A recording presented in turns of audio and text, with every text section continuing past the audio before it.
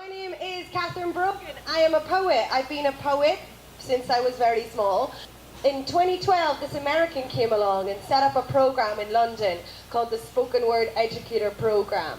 And he recruited 6 of us poets, trained us up to be in a school and to be full-time in one school, getting those kids to write poetry. So since 2012, there's 17 poets who've been trained up. There's 9 schools in London who've taken on spoken word educators. The school that I went to is called the Lama School, and it's in northeast London, and it's a very deprived area. It's one of the most disadvantaged schools in the UK. These kids, 75% of them don't speak English and as an additional language, 40% special educational needs. My kids did not want to write poetry. They did not want to speak English. They did not want to get up in front of their fellow students and pour their heart out. It was really, really difficult. So instead we made an animation. I come from the place where there's no communication, where people talk to themselves to try and get inspiration because no one else can. I come from a friendly neighbourhood who care for each other. I come from where people work all day just to feed their kids at night. What I found was that my students, they had so many traumas that they needed to talk about. When I was 13, there was a bomb in my hometown. But what I found was that my students had a bomb in their bedroom that went off silently, and they had no way to be able to deal with the fallout from that. But poetry was a way to do that. It allowed them to connect with their character, with their community, and also with culture. So not be passive recipients of culture, but active creators of that culture, to discover themselves, to express themselves, to get confidence through sharing their stories and through understanding. And in such a fractured community, it really helped to build bridges. They were able to work with organizations that meant that these kids who would never normally interact with these cultural institutions were able to do so. And then also we got them to link in terms of campaigning. So we decided that we were going to make a YouTube video, because what we found was that our students didn't really want to write poetry. That wasn't very exciting. But putting a video on YouTube was. And we also linked up with Stonewall, which is an LGBT rights organisation in the UK, to make a music video about homophobia. The children wrote it, they made the music, they videoed it, they edited it, and then they won an award from Adobe, a global award, and got over 8,000 votes. And it's like a pretty banging tune as well.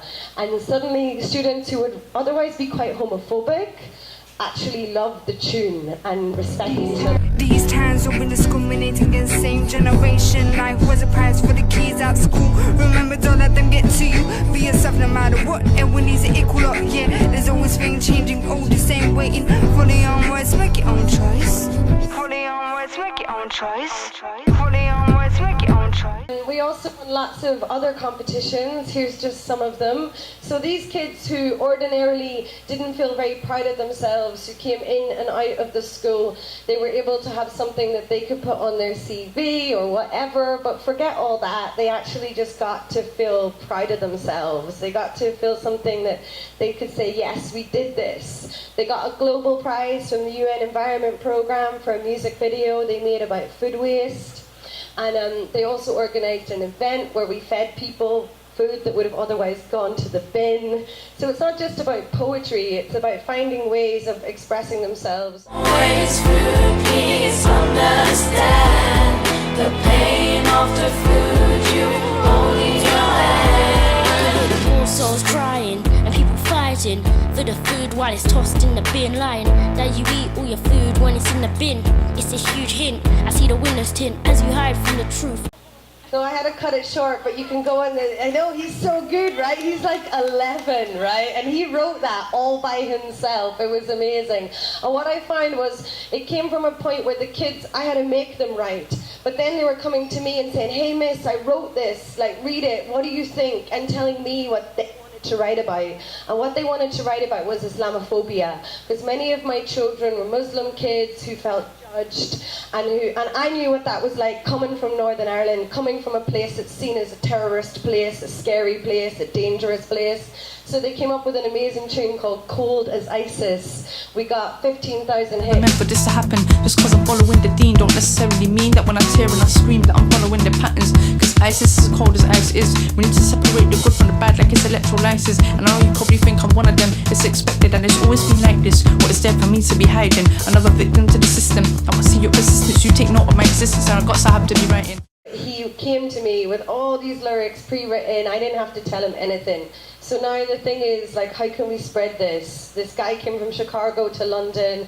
I got some funding from the British Council to go to Kuala Lumpur to talk about this there. I'm talking to you guys now. And we need to have a spoken word revolution, a poetry revolution, so that kids in all classrooms all over the world can tell us what they think by using their creativity. It allows them to integrate, to have community, to have meaningful context for learning. And I put their poems together in a book. We had 70 poems in this. A 12-year-old student drew this. It's absolutely amazing what children can do if you let them do it and if you give them confidence and if you stick with them, not just leave after like one session. You're actually embedded in the school. And now I've passed on my school to another poet who's going to keep it going. If you want to find out more, there's our YouTube channel. We've got over, I think, 30,000 views now. Spoken Word Lamas. That's my website, catbrogan.com. I've got like 95 prezzies. If you want to nick any of my lesson plans, be my guest. Just make sure that you bring poetry wherever you can. Thank you.